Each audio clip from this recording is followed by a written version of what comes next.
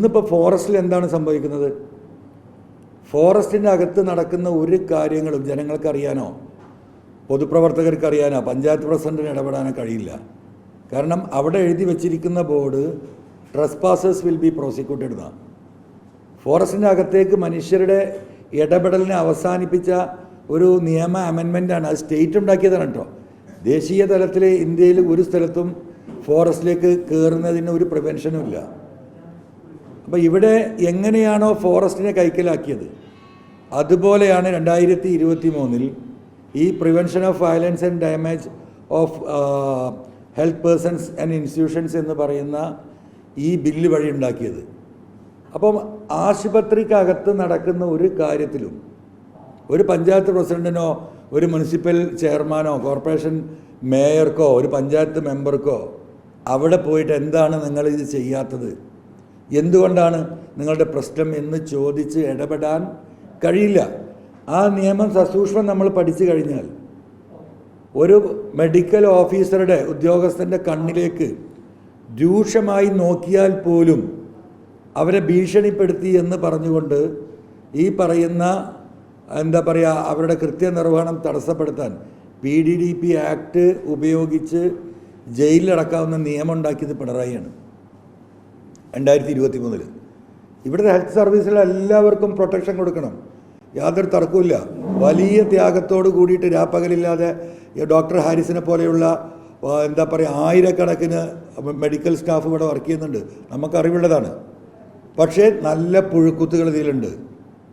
ഇവിടെ കേരളത്തിലെ എല്ലാ സർവീസ് മെഡിക്കൽ കോളേജായാലും ജില്ലാ ആശുപത്രി ആയാലും അവിടുത്തെ മെഷീനുകൾ, സ്കാനിങ് മെഷീനാവട്ടെ, ലാബാവട്ടെ, എക്സ്റേ മെഷീനുകളാവട്ടെ, മറ്റുള്ള ഡയാലിസിസ് മെഷീനുകളാവട്ടെ, ഈ മേഖലയിലാകെ വലിയ മാഫിയ സംഘങ്ങൾ ഇത് പ്രവർത്തനരഹിതമാക്കുന്നതിന് പ്രവർത്തിക്കുന്നുണ്ട്. അതാണ് നിങ്ങൾ മനസ്സിലാക്കേണ്ടത്.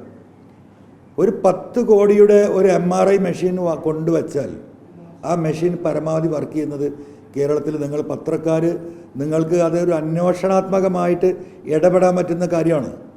ഇപ്പം മഞ്ചേരി മെഡിക്കൽ കോളേജ്, നിങ്ങളൊക്കെ മലപ്പുറത്തെ പത്രക്കാരാണ്, നിങ്ങൾ മഞ്ചേരി മെഡിക്കൽ കോളേജിലും ഈ പറയുന്ന മലപ്പുറം ജില്ലയിലെ ഈ ജില്ലാ ആശുപത്രികളും നിങ്ങളൊന്ന് പരിശോധിച്ച് നോക്കിയാൽ നിങ്ങൾക്കത് കാണാൻ കഴിയും. കാരണം ഒരു സംഘം ഇതിനു വേണ്ടി പ്രവർത്തിക്കുകയാണ്.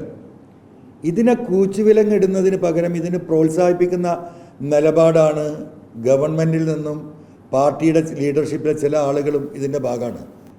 അതിൻ്റെ ഭാഗമായിക്കൊണ്ടാണ് നിങ്ങൾക്ക് കാണാൻ എല്ലാ സർക്കാർ ആശുപത്രികളുടെ മുന്നിലും തളച്ച് വളർന്നുകൊണ്ടിരിക്കുന്ന ലാബുകളും സ്കാനിങ് സെൻറ്ററുകളും അതുപോലെ തന്നെ എക്സ്റേ സെൻറ്ററുകളും മറ്റുള്ള ടെസ്റ്റുകളും. ഇതൊക്കെ ലഭ്യമാണെങ്കിൽ പോലും എന്താണ് സർക്കാരിൽ ഒരിക്കലും ഒന്നും പ്രവർത്തിക്കില്ല. ഇതിനെ നിയന്ത്രിച്ചാൽ തന്നെ ഈ പറയുന്ന പാവപ്പെട്ടവർ സർക്കാർ ആശുപത്രിയിൽ ഒരു ഗതിയില്ലായിട്ടാണ് പോകുന്നത്. അവിടെ പോകുന്നവന് ഈ പറയുന്ന ഇത്തരത്തിലുള്ള ടെസ്റ്റുകൾ പുറത്തേക്ക് എഴുതി കൊടുക്കുകയാണ്. ചില ഡോക്ടർമാർ സ്പെസിഫിക്കായിട്ട് നിങ്ങൾ ഇന്ന ലാബിൽ പോകണം, ഇന്ന MRIയിൽ പോകണം എന്ന് പറയാണ്. 30%, 40%, 50% കമ്മീഷൻ ഇത്തരത്തിലുള്ള ലാബുകളും MRI സെൻറ്ററുകളും നിരവധിയായ ഡോക്ടർമാർ കൈപ്പറ്റുന്നു എന്നത് ഇവിടെ ഒരു പച്ചയായ സത്യമാണ്. അപ്പോൾ സർക്കാരിന് പലതും പരിഹരിക്കാൻ കഴിയുന്നുണ്ട്. എന്തുകൊണ്ടാണ് ഈ മേഖലയിൽ പരിഹരിക്കാൻ കഴിയാത്തത്? പിന്നെ കേരളം നേരിടുന്ന ഏറ്റവും വലിയ വിഷയം നമുക്കെല്ലാവർക്കും അറിയാം, നമ്മുടെ നാടാകെ ഡയാലിസിസ് പേഷ്യൻസാണ്. ഒരു ഡയാലിസിസ് ആരംഭിച്ചാൽ 2 ഓപ്ഷനാണ് ആ രോഗിയെ സംബന്ധിച്ചുള്ളത്.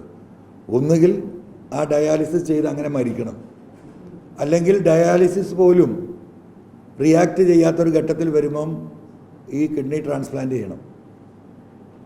കേരളത്തിൽ ഇത്ര മെഡിക്കൽ കോളേജ് ഉണ്ട്. ഇവിടെ മജ്ജ മാറ്റിവെക്കൽ ശസ്ത്രക്രിയയൊക്കെ തുടങ്ങി ലിവർ മാറ്റിവെക്കൽ ശസ്ത്രക്രിയയൊക്കെ വലിയ രീതിയിൽ സർക്കാരും ഹെൽത്ത് ഡിപ്പാർട്ട്മെൻറ്റും ആഘോഷിക്കലുണ്ട്. എന്തേ കേരളത്തിൽ ഒരു മെഡിക്കൽ കോളേജിലും കിഡ്നി ട്രാൻസ്പ്ലാന്റേഷൻ നടക്കാത്തത്? എന്തുകൊണ്ടാണ്? കിഡ്നി ട്രാൻസ്പ്ലാന്റേഷൻ എന്ന് പറയുന്നത് വളരെ ഒരു സിമ്പിൾ മെത്തഡോളജിയിലേക്ക് ശാസ്ത്ര പുരോഗതി ഉണ്ടായി. ഒരു ആവറേജ് ഹോസ്പിറ്റലുകളിൽ, കേരളത്തിലെ പ്രൈവറ്റ് ഹോസ്പിറ്റലുകളിൽ കിഡ്നി ട്രാൻസ്പ്ലാന്റേഷൻ നടക്കുമ്പോൾ ഇന്ത്യയിലെ ഏറ്റവും വലിയ ഹെൽത്ത് കെയർ എന്ന് സർക്കാർ കൊട്ടിഘോഷിക്കുന്ന സർക്കാർ ആശുപത്രികളിൽ എന്തുകൊണ്ട് കിഡ്നി ട്രാൻസ്പ്ലാന്റേഷൻ നടക്കുന്നില്ല എന്നത് വളരെ ഗൗരവതരമായിട്ട് ഈ സമൂഹം കാണേണ്ട ഒരു വിഷയമാണ്. അപ്പോൾ ഇവിടെ ഈ മുളച്ചു പൊങ്ങുന്ന പ്രൈവറ്റ് ഹോസ്പിറ്റലുകൾ, അവരെ സഹായിക്കുന്ന ഒരു നിലപാട് മുഖ്യമന്ത്രിയുടെ ഓഫീസിൽ നിന്ന് ഇതിൻ്റെ അരികു പറ്റുന്നവർ, ഇതിൻ്റെ കമ്മീഷൻ പറ്റുന്നവർ, ഞാൻ ഈ ആദ്യം പറഞ്ഞ ഈ മാഫിയ സംഘങ്ങളോടൊപ്പം പ്രവർത്തിക്കുന്നവർ, അത് പരിശോധനാ വിധേയമാക്കേണ്ട ഒരു കാര്യമാണ്. കാരണം ഈ ഇരിക്കുന്ന ഞാനും ഈ പറയുന്നത് കേൾക്കുന്ന ജനങ്ങളും നമ്മൾ ആരൊക്കെയാണ് ഈ പറയുന്ന രോഗങ്ങൾക്ക് അടിമയെന്ന് നമുക്ക് പറയാൻ കഴിയില്ല. ഇവിടെ ഈ ഹെൽത്ത് ഇൻസ്റ്റിറ്റ്യൂഷനുകളെ നിയന്ത്രിക്കുന്നതിനൊരു ബില്ല് ഇവിടെ കൊണ്ടുവന്നിരുന്നു.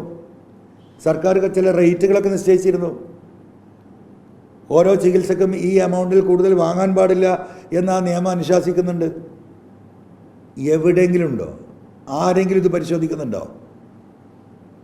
അപ്പം ഹെൽത്ത് കെയർ, അതായത് കഴിഞ്ഞ 2024-25 വർഷം കേരളത്തിൽ പ്രൈവറ്റ് ഹോസ്പിറ്റലുകളുടെ വരുമാനം എന്ന് പറയുന്നത്, അതിൽ ചിലവ് ഒഴിക്കണം, 50,000 കോടിയാണെന്ന കണക്ക്. ഒരു സംസ്ഥാന സർക്കാരിൻ്റെ ബഡ്ജറ്റ് എന്ന് പറയുന്നത് ഏകദേശം 1.5 കോടിക്ക് മേലെയാണ് കേരളത്തിൽ. ആ കേരളത്തിൽ 50,000 കോടിയുടെ ട്രാൻസാക്ഷനാണ് കേരളത്തിലെ പ്രൈവറ്റ് ഹോസ്പിറ്റലുകളുടെ കഴിഞ്ഞ വർഷത്തെ കണക്ക് എന്ന് ഇവിടെ ഹെൽത്ത് സർവീസ് ഡിപ്പാർട്ട്മെൻറ്റുമായി ബന്ധപ്പെട്ട് പ്രവർത്തിക്കുന്ന ഇവിടുത്തെ പ്രൈവറ്റ് സർവേ ഡിപ്പാർട്ട്മെൻറ്റ് ഈ കണക്ക് പുറത്തുവിടുമ്പം എത്രമാത്രം ഭീകരമാണ് കേരളത്തിൻ്റെ അവസ്ഥ എന്ന് നമ്മൾ പരിശോധിക്കേണ്ടതുണ്ട്.